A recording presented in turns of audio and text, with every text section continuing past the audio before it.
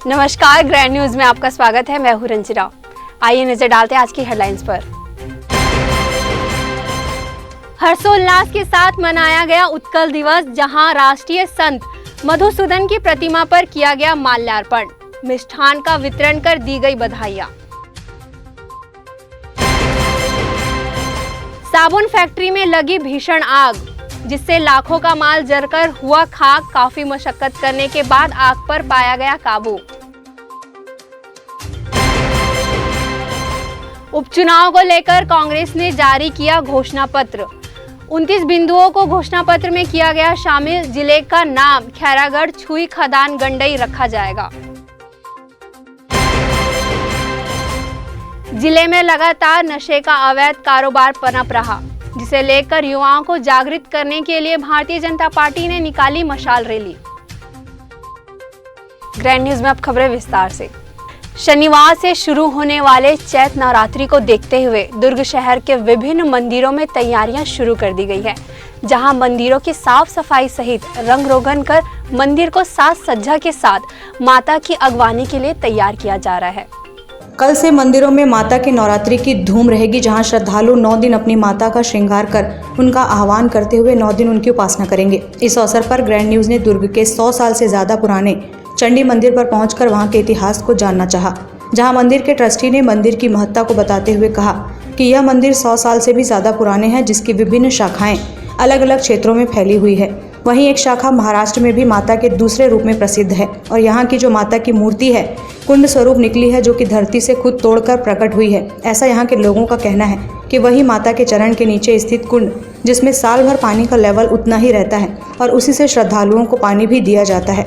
यहाँ हर कोई अपनी मनोकामना पूर्ण करने की इच्छा को लेकर मन्नत मांगते हैं और लोगों की मन्नत पूरी भी होती है। बहुत पुराना है करके बोलते हैं लोग, है ना।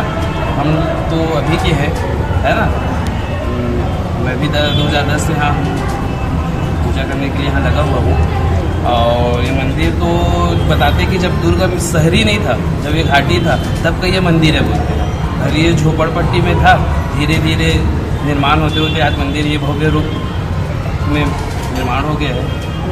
दूर दूर से ही इस मंदिर के प्रति लोगों की आस्था बहुत जुड़ी हुई है।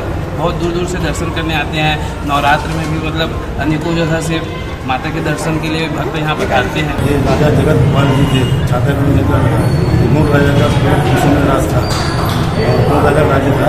और उस समय ये उनको कुछ सपना आया था कि यहाँ झाड़ी के अंदर में कोई माता है, तो भिजवाए थे देखे। तो बाद में झाड़ी के रूप में इसको जंगल में था तो झाड़ी ढक दिए थे। उसके बाद ऐसे मानता है कि इसकी जो बड़ी बहन है वो छत्तीसगढ़ महाराष्ट्र में है। जब ये जो नवरात्र पर आती है तो वहाँ से कुछ ज़माने से वहाँ के घाघा लोग आते थे और यहाँ पे शक्ति का प्रयोग करते थे। अभी 5 साल से बंद हुआ है, पर हर साल आते सुबह 2 टाइम आते हैं। तो इसकी पकड़ मानता है, जितने भी राजनीति हो या कोई शुभ कार्य हो, ये पूरे छत्तीसगढ़ में इसकी मानता है। और लोग ऐसे किसी मनोकामना जो करता है बड़ी बार पूर्ण होती है। और जो भी ऐसे चुनाव होता है, जो टिकट आता है तो पहले माता भोग लगाएगा, भोग खाएगा, उसके बाद भ्रमण करेगा। और ये बहुत प्राचीन मंदिर है, कम से कम 60 साल से मंदिर है। इसका हमने जोरदार करवाया है, आप देख रहे हैं। और आगे शुरू हो रहे हैं। ये कोशिश रहती है कि भगवान अच्छे से भगवान सब शांति हुए, सुख शांति से पूरी से मुक्ति मिले। उसके लिए हमने भंडारा भी कराया है। अभी माता का ऐसे आया था मालूम विचार कि भाई मेरे यहाँ से भंडारा करा ताकि शहर में सुख शांति हो जाए।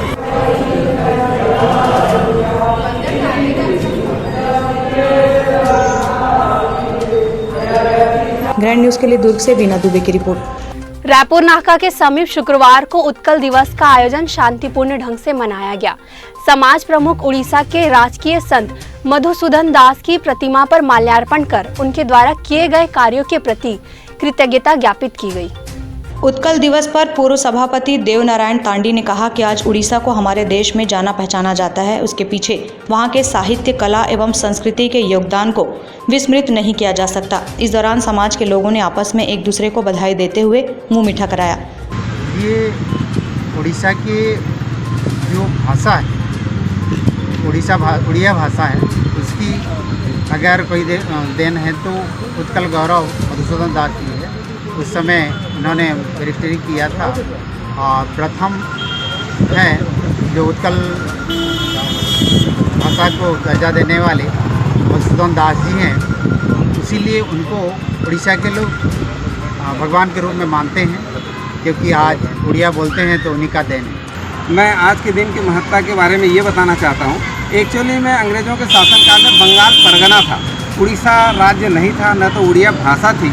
ऐसी परिस्थिति में मधुसूदन दास व अन्य जो लोग हैं समाज सुधारक या जो उस समय के स्वतंत्रता संग्राम सेनानी थे, उन्होंने उड़िया भाषा को भाषा का दर्जा दिलाने के लिए अथक मेहनत किया। बाद में उड़िया को भाषा का दर्जा मिला और भाषा के आधार पर राज्य का गठन हुआ। 1 अप्रैल 1936 को उड़ीसा राज्य अस्तित्व में आया और उस राज्य के आधार पर हम लोग उड़िया भाषी या उत्तर प्रदेश के निवासी बोलकर जाने गए। हम लोग जो छत्तीसगढ़ में रहते हैं, छत्तीसगढ़ में कोंटा से लेकर कोरिया तक ये पूरी एक बेल्ट है, इसमें टोटल उड़िया भाषी लोग हैं।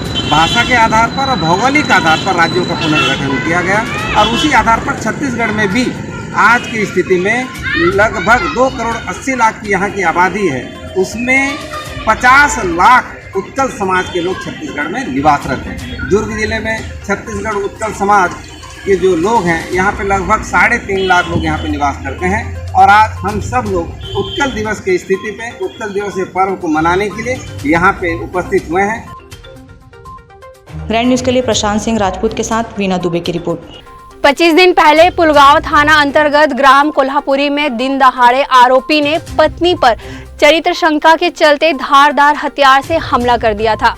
जिले के शिक्षिका पत्नी की हत्या के आरोपी पति को पुलगांव पुलिस ने गिरफ्तार कर लिया है। पुलिस ने आरोपी के खिलाफ धारा 302 के तहत अपराध पंजीबद्ध किया है।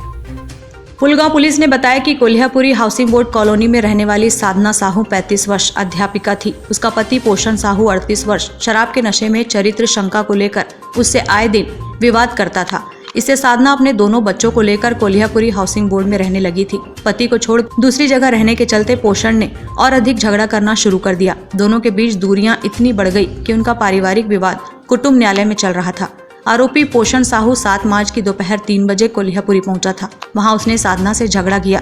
जब दोनों के बीच झगड़ा बढ़ गया तो गुस्से में आकर उसने टंगिया से साधना के ऊपर जानलेवा हमला कर दिया। कई बार करने से साधना की मौके पर ही मौत हो गई। इसके बाद पोषण ने चाकू स्वयं के पेट में घोंप दिया। घटना के बाद मौके पर पहुंची पुलिस ने आरोपी को तत्काल उपचार के लिए श्री शंकरा अस्पताल जुनवानी में दाखिल कराया था। 25 दिनों अस्पताल में इलाज चलने के बाद गुरुवार को आरोपी को डिस्चार्ज किया गया। इसके बाद पुलिस ने गिरफ्तार कर न्यायिक हिरासत में भेज दिया है। एक्चुअली वो कोल्हापुरी में एक मर्डर हुआ था 25 दिन पहले। अब उसमें क्या था, उसने अब चरित्र शंका पे अपने पति पत्नी का विवाद था, उस पे उसने अपनी बीवी को टंगिया से मार दिया था बीच सड़क पे मोहल्ले में कोल्हापुरी में। उसके बाद वो खुद को भी चाकू मार दिया था। उसकी हालत गंभीर थी तो वो हॉस्पिटल में अभी एडमिट था। उसको अभी निगरानी हम लोग कर ही रहे थे। जैसे ही हॉस्पिटल डिस्चार्ज हमने गिरफ्तार किया। ग्रैंड न्यूज़ के लिए वीना दुबे के साथ निखिल कुमार पाठक की रिपोर्ट। भिलाई के औद्योगिक क्षेत्र में स्थित साबुन फैक्ट्री में आग लगने के कारण लाखों रुपए का नुकसान हो गया है। जानकारी के अनुसार इस फैक्ट्री में साबुन बनाया जाता था। इसमें उपयोग किए जाने वाले केमिकल में आग लगने के कारण ड्रमों में ब्लास्ट हो रहा है। यह घटना छावनी के लक्ष्मण नगर क्षेत्र की है। आग लगने की वजह से दूसरी फैक्ट्री में आग तेजी से फैल रही है, जो कि ठीक बाजू से लगी हुई है। फिलहाल आग पर काबू पाने के लिए 5 से 6 दमकल की गाड़ियां लगी हुई है, लेकिन देर से पहुंची गाड़ियों के कारण आसपास के लोगों में आक्रोश उपज गया है।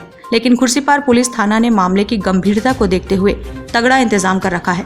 वहीं जानकारी इस बात की प्राप्त हुई है कि फैक्ट्री में आग शॉर्ट सर्किट के कारण लगी थी। फिलहाल पुलिस ने इस मामले में अपराध दर्ज कर अपनी तफ्तीश शुरू कर दी है।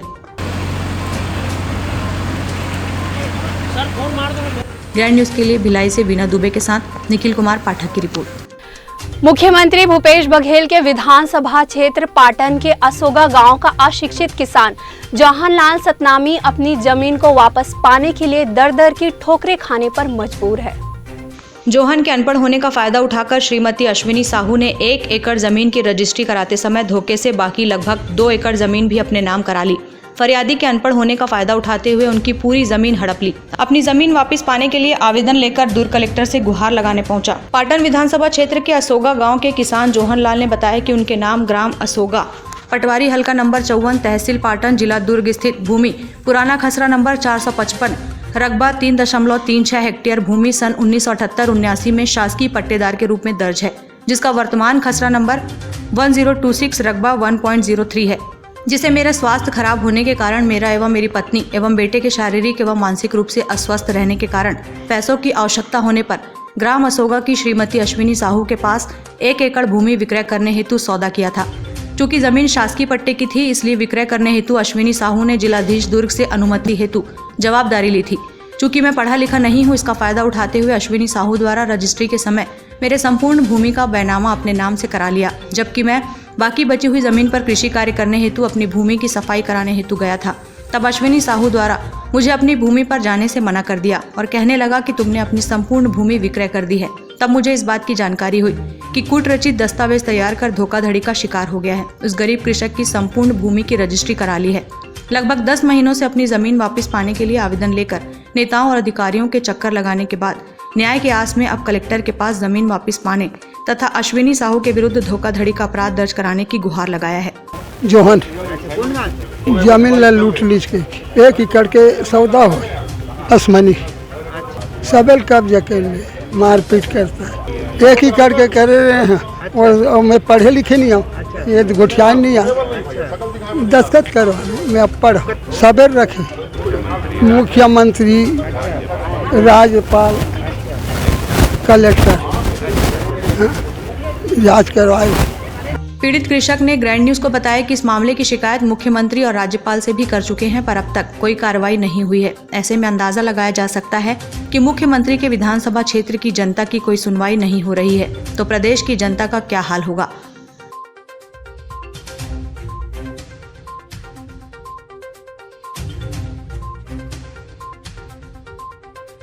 ग्रैंड न्यूज के लिए दुर्ग से वैभव चंद्राकर के साथ निखिल कुमार पाठक की रिपोर्ट। वन मंडल अधिकारी शशि कुमार के नेतृत्व में विभागीय सदस्यीय टीम गठित की गई, जहां भिलाई स्थित चंद्रमणि पांडे गांधी चौक उत्तरी टिम्बर का मौके स्थल पर निरीक्षण किया गया। जांच के दौरान अदालती कार्यवाही के तहत मामला दर्ज हुआ। उसके बाद भी लकड़ी का कार्य अवैध रूप से किया जा रहा है, जिसके बाद मशीन को सील करके मोटर जब्ती की कार्यवाही की गई। वन मंडल अधिकारी, उपवन मंडलाधिकारी एवं उपवन मंडल के समस्त स्टाफ द्वारा दोपहर गुप्त सूचना के आधार पर ग्राम पहंदा के आराम मिल का औचक निरीक्षण किया गया, जहां पर प्रतिबंधित लकड़ियों का अवैध रूप से बेधड़क कटाई की जा रही थी। हरे भरे प्रतिबंधित कौहा को मशीन से काटा जा रहा था। छत्तीसगढ़ कास्ट धीरा अधिनियम के तहत आरा मशीन सील कर उक्त परिसर में अवैध कास्ट भरे गाड़ी जब्ती की कार्रवाई की गई है। उक्त आरा मिल से करीब 500 मीटर की दूरी पर आरा मिल के संचालक के भूमि को घेर कर गोदाम निर्मित किया गया है, जहां पर बहुत बड़ी मात्रा में अवैध कहुआ लकड़ी तथा अन्य प्रतिबंधित कास्ट का अवैध संग्रहण पाया गया। उक्त गोदाम को पुलिस विभाग के साथ मिलकर सील की कार्रवाई की गई है।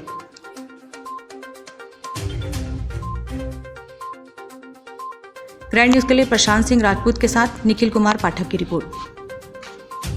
सोनिया गांधी नगर के सड़क 3 की जनता पेयजल की समस्या से त्रस्त हो गई थी। इसे मद्देनजर रखते हुए विधायक देवेंद्र यादव ने पाइपलाइन बिछाने का काम शुरू करने का निर्देश दिया। वार्ड के छाया पार्षद राजा देवांगन सहित क्षेत्रवासियों में अपार हर्ष व्याप्त है।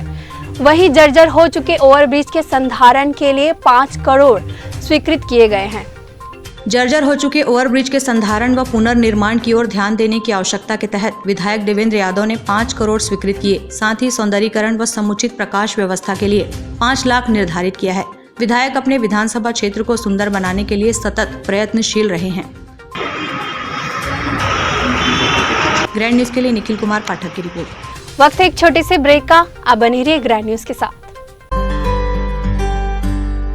मैं जब अपने बालों को कोम करती थी तो मेरे काफ़ी ज़्यादा बाल कोम्बिंग से टूट जाते थे और सीजनल चेंजेस की वजह से डैंड्रफ भी होता था। फैमिली में भी कुछ लोगों को ये प्रॉब्लम थी। तब मुझे मेरी फ्रेंड ने वास्तु गुरुजी हेयर ऑयल सजेस्ट किया, जिसके सिर्फ 2 यूजेस बाद ही मुझे ऐसा लगा जैसे मेरी स्कैल्प क्लीन महसूस हो रही है और सिर्फ 4 वॉशेस बाद ही मेरी हेयर फॉल और डैंड्रफ की प्रॉब्लम ऑलमोस्ट जड़ से खत्म हो गई। और इस ऑयल की सबसे अच्छी बात यह है कि ये होममेड है और उससे भी अच्छी बात यह है कि ये वर्क करता है।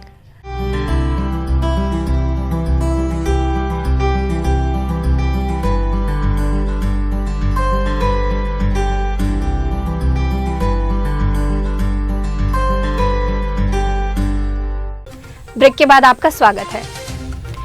खैरागढ़ उपचुनाव को लेकर कांग्रेस ने अपनी घोषणा पत्र को जारी कर दिया है। मुख्यमंत्री भूपेश बघेल, पीएल पुनिया सहित तमाम मंत्रियों की मौजूदगी में पत्रकार वार्ता कर बताया गया कि खैरागढ़ में कांग्रेस विधायक निर्वाचित होने के 24 घंटे के भीतर ही जिला निर्माण की औपचारिक घोषणा भी पूरी की जाएगी। जिले का नया नाम खैरागढ़ छुई खदान गंडई रखा जाएगा। इसके साथ ही जन आकांक्षाओं से परिपूर्ण 29 बिंदुओं को घोषणा पत्र में शामिल किया गया है। कांग्रेस पार्टी की ओर से तैयार किए गए घोषणा पत्र में कई अहम मुद्दों को शामिल कर मतदाताओं को रिझाने की कोशिश की गई है। महत्वपूर्ण बात यह है कि खैरागढ़ में कांग्रेसी विधायक निर्वाचित होने की 24 घंटों के भीतर ही जिला निर्माण की औपचारिक घोषणा भी की जाएगी और जिले का नाम खैरागढ़ छुई खदान गंडई रखा जाएगा।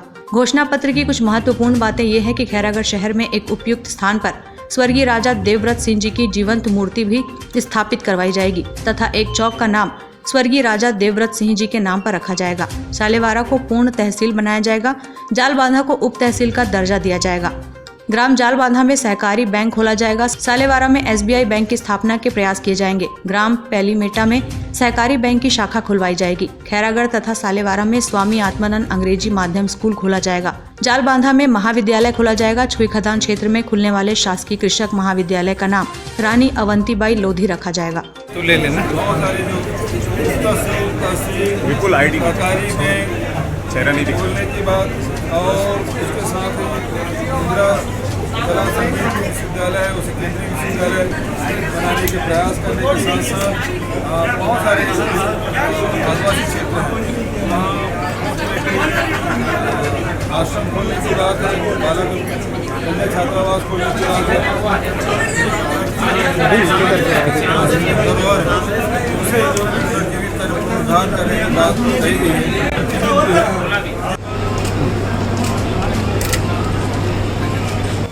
Bureau report grand news.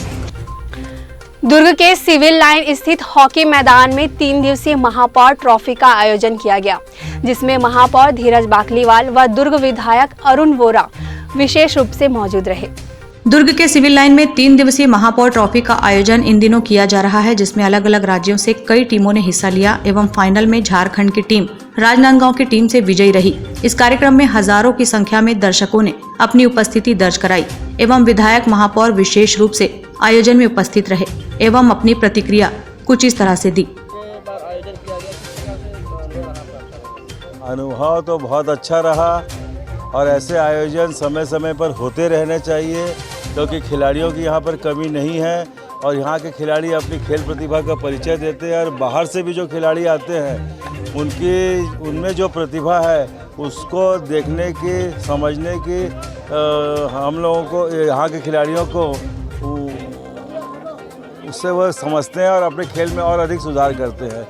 इस प्रतियोगिता में महापौर trophy Akhil Bharatiya hockey tournament जो हुआ, ये लगातार दूसरा वर्ष है, जिसमें लगभग 14 टीमों ने हिस्सा लिया और बाहर की टीमें भी आई।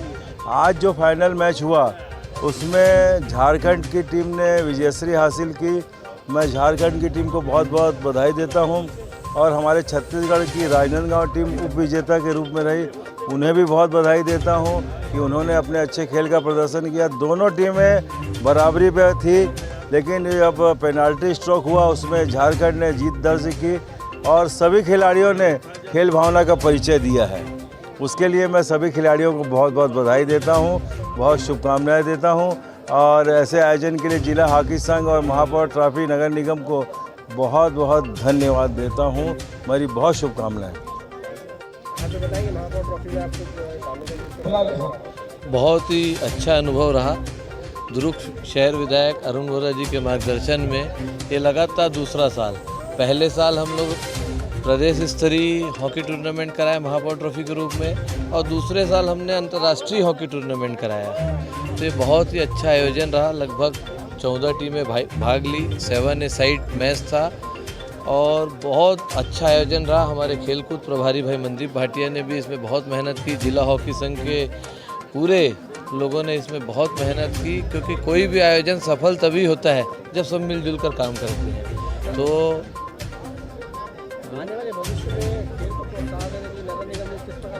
लगातार नगर निगम दुर्ग द्वारा पर्यावरण और खेलकूद को लेके नए नए कार्य किए जा रहे हैं। जैसे पर्यावरण में हम लोगों ने फ्लावर शो कराया था और अब हॉकी टूर्नामेंट, बीच बीच में रेसलिंग और अलग अलग खेल प्रतिभाओं को आगे बढ़ाने के लिए अलग अलग आने वाले समय में हम लोग कबड्डी कराने की भी सोच रहे हैं, क्योंकि राष्ट्रीय खेल है हमारा हॉकी। तो ये हॉकी का 2 साल लगातार बहुत ही अच्छा रहा हम लोगों का।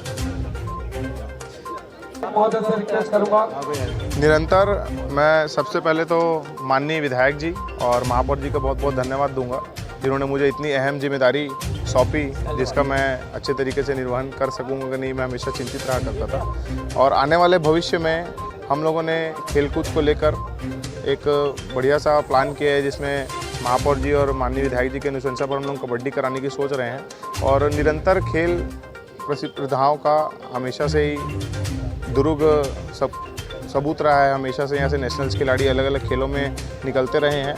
और अखिल भारतीय महापौर ट्रॉफी का यह द्वितीय वर्ष का आयोजन था, जिसको सौजन्य नगर निगम था और इसमें सहयोग के रूप में जिला हॉकी संघ अपना सहयोग दिया और काफ़ी अच्छा सफल आयोजन द्वितीय वर्ष का। 14 टीम टोटल 14 टीम रही थी, 11 टीम इसमें से छत्तीसगढ़ के अंदर से और 5 टीमें बाहर से आई थी। अंसार अहमद, जिला हॉकी संघ अध्यक्ष।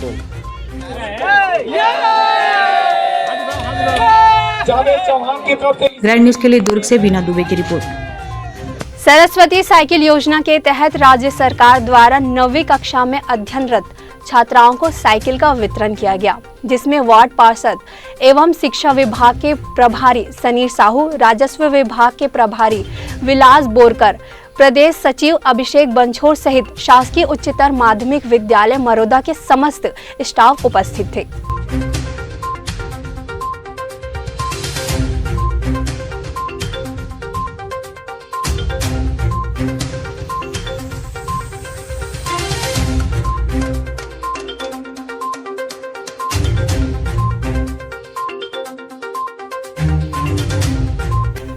नगर को नशे के जाल में फंसाकर रख दिया गया है। चारों ओर नशे के कारोबारी बेखौफ होकर संचालित कर रहे हैं।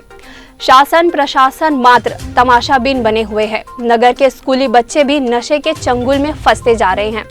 भारतीय जनता पार्टी युवा मोर्चा ने मशाल रैली निकालकर अपना आक्रोश व्यक्त किया। गुरुवार खुर्सीपार गेट से श्री राम चौक जोन 2 तक मशाल रैली निकालकर जहां शासन प्रशासन के विरुद्ध आक्रोश व्यक्त किया गया, वहीं युवाओं को इससे दूर रहने के लिए जागृति फैलाई गई। वरिष्ठ सामाजिक कार्यकर्ता डॉक्टर दीप चटर्जी ने ग्रैंड न्यूज से कहा कि इससे बड़ी दुर्भाग्य की बात और क्या हो सकती है कि हमारे नौनिहाल नशे की लत में जकड़ते चले जा रहे हैं। पूर्व नेता प्रतिपक्ष संजय दानी ने कहा कि आज गली मोहल्लों में नशे के सभी सामान उपलब्ध हैं। वात्यायन युवा मोर्चा के कार्यसमिति सदस्य प्रसन्न दत्ता ने कहा कि विधानसभा चुनाव के दौरान कांग्रेस के नेताओं ने गंगा जल की कसम खाते हुए कहा था शराबबंदी करेंगे, वहीं सूखा नशा बेचने वाले गली मोहल्लों में अपना वर्चस्व जमा लिया है। आक्रोश रैली इस वजह से की जा रही है क्योंकि जो भिलाई था, भिलाई शिक्षा धानी के नाम से जाना जाता था, आज यहाँ पर अपराध का गढ़ बन गया है। यहाँ सूखा नशा कई मात्रा में हर गली गली हर मोहल्ले में सूखा नशा पहुँचते जा रहा है, जो कि स्कूल के बच्चों को भी आज के टाइम में सूखा नशा जो है छू लिया है। और ये आने वाली पीढ़ी और आने वाले समय के लिए बहुत ही हानिकारक विषय है। इसी के साथ आज सब हम युवा साथी और हमारे साथ हमारे यहाँ के सीनियर और यहाँ के रहवासी सबने आज यहाँ पर एक मशाल मार्च निकाला है और हम ये सूखा नशा और जो अपराधी लोग को जो समर्थन दे दी है कांग्रेस सरकार, उसके विरोध में हमने आज मार्च निकाला है। और ये जो मार्च है अब ये पूरे भिलाई तक जाएगा और भिलाई में हम जो सूखा नशा जो कारोबार कर रहे हैं उनको जो संरक्षण दे रहे हैं वो भी जिम्मेदार है, जो सूखा नशा करा रहा है वो भी जिम्मेदार है। और ये 2018 के बाद से बढ़ा है। इसके विरोध में आज सभी युवा यहाँ पर आए थे और युवा के साथ यहाँ के रहवासी जन भी यहाँ पर सब थे। ये तो एक ट्रेलर मात्र है, इसके बाद पूरी पिक्चर अभी रिलीज होना बाकी है। आप देखे होंगे पूरे भिलाई के अंतर्गत जिस तरीके से यहाँ के विधायक हैं माननीय देवेंद्र यादव जी, उनका भी एक पार्टी का ट्रेंड चल रहा है कि उनसे जुड़ो और जुआ चालू करो, सट्टा चालू करो, गोली बेचना चालू करो, गांजा बेचना चालू करो, कोचिया बन जाओ। जिस तरीके से युवाओं को गुमराह कर रहे हैं और युवाओं का भविष्य खराब कर रहे हैं, ये भारतीय जनता पार्टी है और भारतीय जनता पार्टी की युवा मोर्चा का हर एक प्रत्येक कार्यकर्ता इस तानाशाह भूपेश बघेल की सरकार को उखाड़ कर फेंकेगा और युवाओं को एक सही नेतृत्व और सही दिशा देगा। देखिए, चरणबद्ध तरीके से आंदोलन जारी रहेगा और जन जागरण के माध्यम से हम प्रत्येक नागरिकों तक जाएंगे और बताएंगे किस तरीके से भिलाई का विधायक जो है किस तरीके से नशे की लत में जो है पूरे भिलाई को झोंक रहा है और पूरा बर्बाद कर रहा है। अरे अपराधियों को संरक्षण देना बंद करो। ग्रैंड न्यूज़ के लिए प्रशांत सिंह राजपूत के साथ निखिल कुमार पाठक की रिपोर्ट। स्व सहायता समूह से जुड़ी प्रत्येक महिला की आय में बढ़ोतरी लाने के लिए कलेक्टर डॉक्टर सर्वेश्वर नरेंद्र भूरे लगातार प्रयासरत है, जिसके लिए कलेक्टर ने शुक्रवार को गौठानों का निरीक्षण किया। इसी दौरान समूह की महिलाओं ने मसाले और तेल पेरने के लिए कलेक्टर से मशीन की मांग की।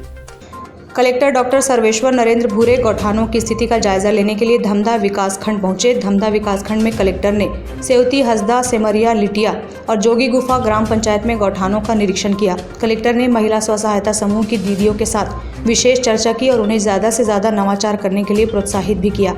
कलेक्टर ने संबंधित अधिकारियों से गौठान की संरचना को इस प्रकार से निर्मित करने के लिए कहा जिससे स्व सहायता समूह से जुड़ी प्रत्येक महिला की आय में बढ़ोतरी हो। उन्होंने कहा कि समूह की बहनें निर्णय लेने और क्रय विक्रय की प्रक्रिया में जितनी स्वतंत्र, पारदर्शी और सशक्त होंगी, उससे समूह उतना ही मजबूत होगा। इसी दौरान महिलाओं ने कलेक्टर के समक्ष मांग रखी कि गौठानों में नवाचार के अंतर्गत मछली पालन से लेकर कुक्कुट पालन जैसे कार्य किए जा रहे हैं। कई स्व सहायता समूह की महिलाएं इसके साथ साथ कुछ नया भी करना चाह रही हैं। हसदा गौठान की नवचेतना स्व सहायता समूह ने कलेक्टर के समक्ष इसी बात को केंद्रित करते हुए तेल मिल खोलने की इच्छा जाहिर की।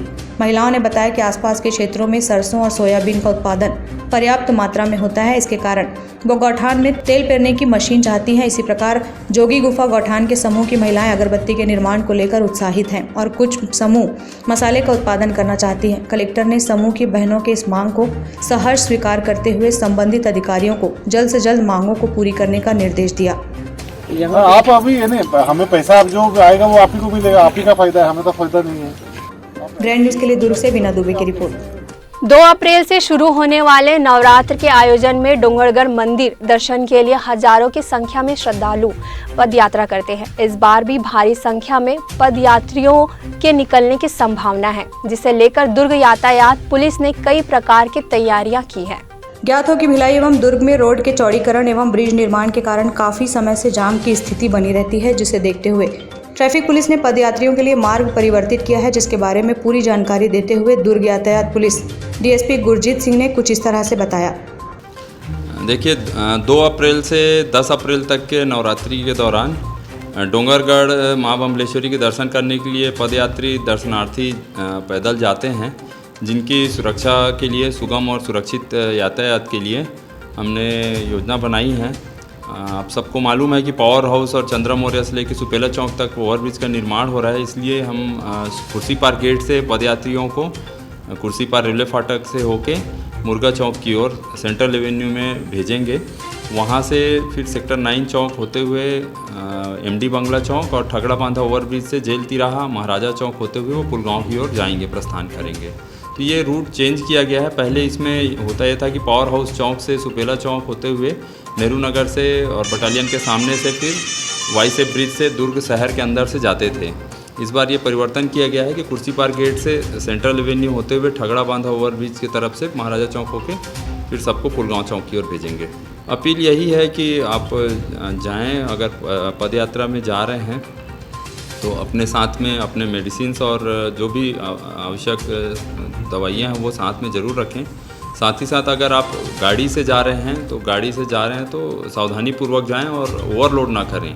ऐसे दृष्टिगोचर हुआ है कि आप एक गाड़ी में जाते हैं, उसके कैपेसिटी से ज़्यादा यात्री बैठा के आप चलते हैं, जिससे दुर्घटना की संभावना बढ़ जाती है। तो ध्यान रखें और सावधानीपूर्वक चलाएं और नियंत्रित गति से जाएं आएँ। ऐसा कई बार होता है कि आप जाते आते समय आप बहुत रश रहता है, भीड़ रहती है सड़क पे, इस कारण आपको धीरे धीरे चलना पड़ता है और आप फ्रस्ट्रेशन में जहाँ पर भी थोड़ी भी खाली जगह दिखती है तो वहाँ आप गाड़ी की स्पीड को बढ़ाने की कोशिश करते हैं। ऐसा कतई ना करें, नियंत्रित गति से चलें। ग्रैंड न्यूज़ के लिए दुर्ग से बीना दुबे की रिपोर्ट। ग्रैंड न्यूज़ की खबरों में फिलहाल इतना ही। मुझे दीजिए इजाज़त। नमस्कार।